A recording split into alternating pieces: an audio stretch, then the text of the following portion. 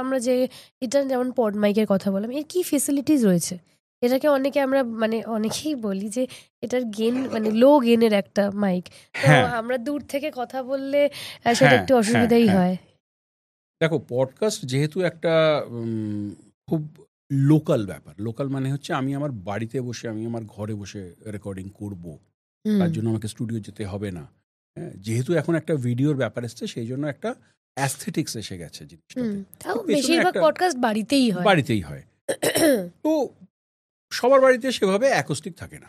হুম এই মাইকটা লোগেন করবার ক্ষেত্রে শুধু একটাই কারণ হচ্ছে যাতে আমি মাইকটার কাছে এসে কথা বলি এবং শুধু আমার ভয়েসটাই সেই মাইকটা ভালোভাবে নেয়।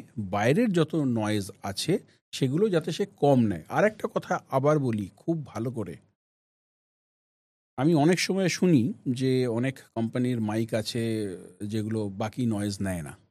এরকম নয়, এটা একটা ফিজিক্স। রোড কোম্পানি যে ফিজিক্স মেনে মাইক বানায়, অন্যান্য কোম্পানিরও সেই ফিজিক্স মেনেই মাইক বানায়। রোডের জন্য ফিজিক্স চেঞ্জ হয় না, অন্য কোনো কোম্পানির জন্য ফিজিক্স চেঞ্জ হয় না। আমার যখন মাইকের গেন কম, তখন শুধু আমি কাছে এসে আমার কথা বললে আমার কথাটাই রেকর্ড হবে, বাকিগুলো কম রেকর্ড হবে, হবে না। আমি এটা একবারও বলি না। আর এটার যেহেতু যে মেশিনে আমরা এখন এখানে রেকর্ড করছি সেটাও রোডকাস্টার রোডকাস্টার প্রো 2। হুম তো ওতে 4টে মাইকের অপশান আছে। তার মানে রোড এটা চিন্তা করেছে যে আমি একটা টেবিলে বসে 4জন লোক কথা বলবে।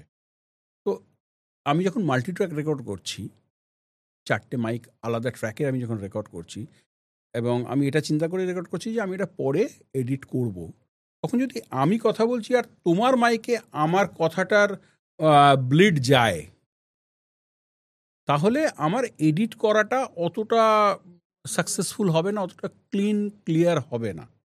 তো দ্য পারপাস ইজ ডিফিটেড দেয়ার। তো এটা মাইকটাকে শুধু সেইভাবে ডিজাইন করে তৈরি করা হয়েছে। এবং শুধু এই মাইক নয়, podcasting maximum mic is slightly low gain mic. Hmm